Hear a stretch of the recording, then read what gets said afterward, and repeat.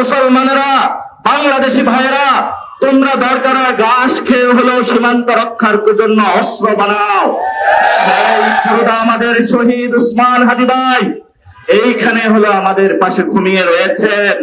উনি আমাদের দেখছেন, উনি আমাদেরকে বলে গিয়েছিলেন, ইনসাফের ডাক দিয়েছিলেন, বাংলাদেশের পক্ষের আজাদীর আন্দোলনে ডাক দিয়েছিলেন। যারা আমরা উসমান হাদি ভাইকে ভালোবাসি, যারা বাংলাদেশকে ভালোবাসি, যারা কবি নজরুলের মন্ত্রে দীক্ষিত আছে, আমাদের সামনে একটি নতুন যুদ্ধ অবতীর্ণ হয়েছে।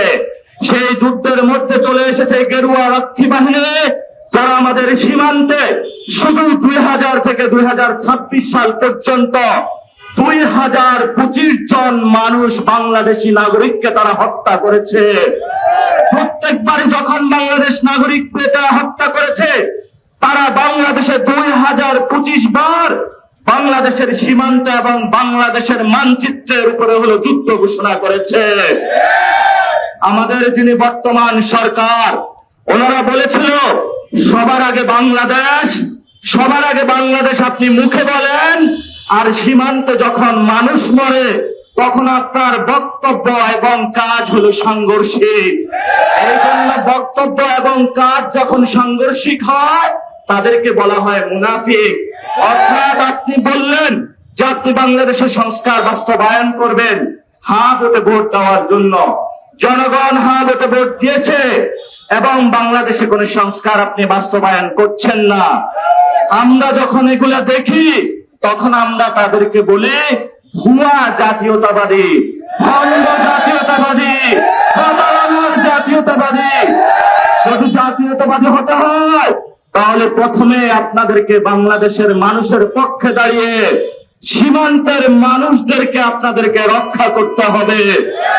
গতকালকে লালমনিরহাট হাতীবান্ধাতে খাদেমুল ইসলাম নামে এক ভাইকে 6 বুলেটের আঘাতে তাকে শহীদ করা হয়েছে।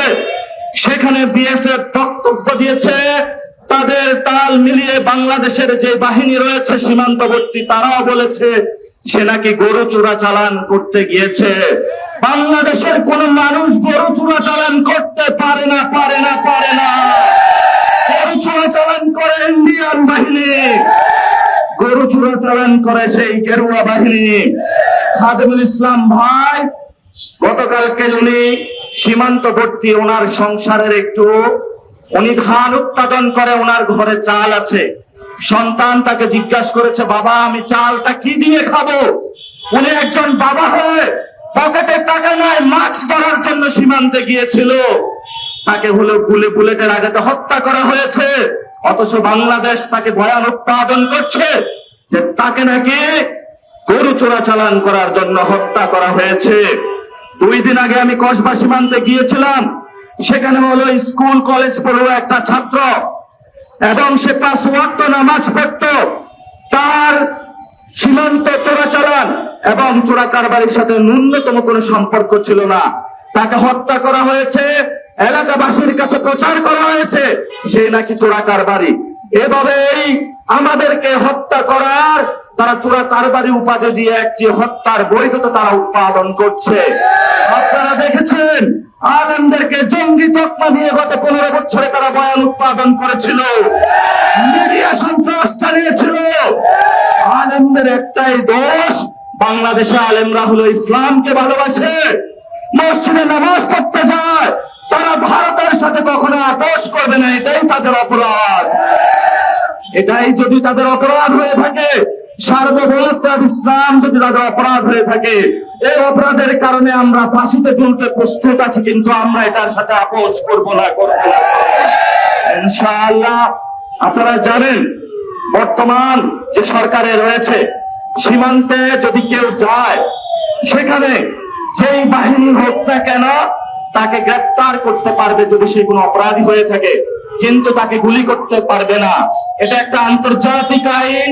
স্বরাষ্ট্রমন্ত্রী বক্তব্য দিয়েছেন ওই পারে যদি তারা কাটাতার নির্মাণ করে তাহলে ভারতের এটা আভ্যন্তরীণ বিষয় না। আমরা বলি সীমান্ত মানেই তো আন্তর্জাতিক। আপনি সংবিধান বুঝেন, সীমান্ত বুঝেন না, সার্বভৌমত্ব বুঝেন না। আমরা মনে করি এগুলা হলো ভুয়া সংবিধান বিশেষজ্ঞ।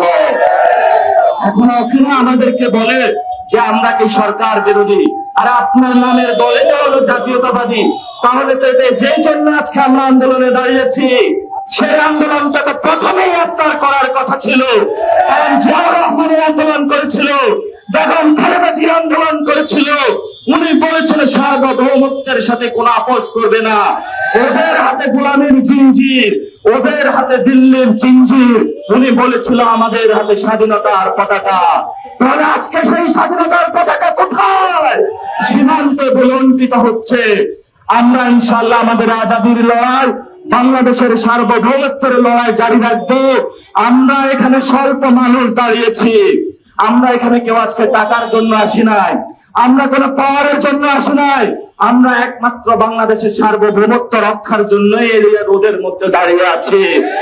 সেই কথাটা বলে শেষ করব। আমাদেরকে যেই তারা সবক দিয়েছে, বাংলাদেশে নাকি সীমান্তে হলো মাদকের চালান হয়, চোরা কারবারি হয়, তাহলে স্বরাষ্ট্রমন্ত্রী কি করে? আমরা বলি যে স্বরাষ্ট্রমন্ত্রীর পকেটের মধ্যে ওই মাদকের পার্সেন্টেজ আসে।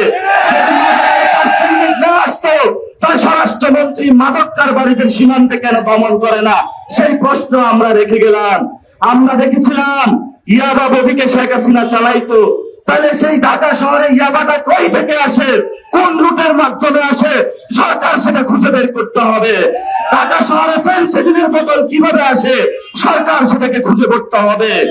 এখন তলে তলে তো ওরাই ফেন্সিডিল খেয়ে বসে থাকে। যেই ধরবে ফেন্সিডিল, যেই ধরবে হলো ইয়াবা, ওই ফেন্সিডিল আর ইয়াবা খেয়ে বসে থাকে। আমরা তরুণ প্রজন্ম শপথ নিচ্ছি, বাংলাদেশ থেকে হয়তো আমরা থাকবো, নয় নয় ফেন্সিডিলকে আমরা বিদায় করবো আর ইয়াবাকে বিদায় করবো।